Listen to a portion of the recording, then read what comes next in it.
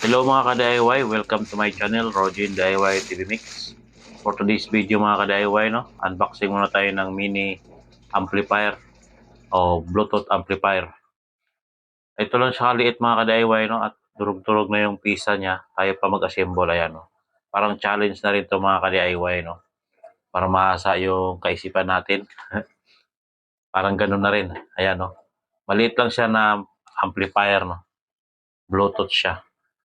So ayan, assemblin ko muna itong mga ka-DIY, para makita nyo. Ito nga pala yung takip niya kabilaan para hindi naman expose yung mga pisa natin. Ayan, ganyan siya. Tapos kabila naman yung isa para hindi naman mag-ground.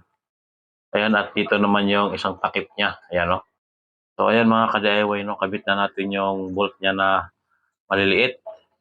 Ayan, ito yung stud bolt niya, parang bolt niya na may tapos may nut sa kabila. Ayan, ganyan lang pag-assemble mga ka-DIY, Ayan, tsagain lang natin to dahil ganito talaga siya kaliit. Pag dumating sa atin, ayan, ganyan ang resulta niya. Kumpletuhin nyo ng 4, tapos ito na siya ngayon. Ayan, ganyan na siya resulta mga ka-DIY, Pag nakumpleto mo na yung 4 na bolt, ayan, kabit mo na yung mga takip kabilaan. Tapos, kabit na rin natin yung washer at saka nut ng kanyang pihita, Ano yan, volume yan, tsaka volume ng equalizer, Ayan, tsaka switch. Andyan na rin yung switch mga ka-DIY. Madali lang siya assemble mga ka-DIY, Ayan, kabit na natin yung knob niya para matesting na rin natin to. Ayan, okay na to mga ka-DIY, na-assemble na natin. At ito naman yung connector ng battery mga ka-DIY, Ayan, may tornilyo na yan dyan, kakabit na lang yung positive negative. Pwede rin to gamitan ng adapter mga ka-DIY, yung para sa 220, tapos labas niya 12 volts. Ayan mga ka-DIY, kabit na natin yung speaker.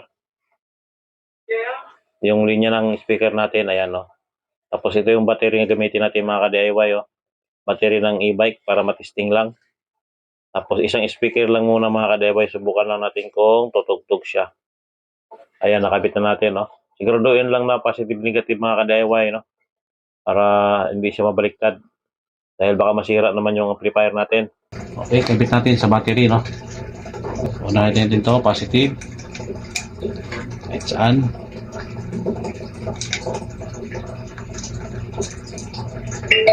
Yun.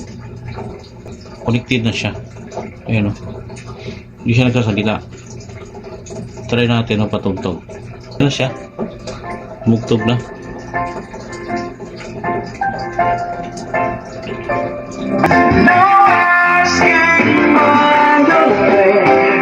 Okay na yung mga ka-DIY. Baka makapirate naman tayo.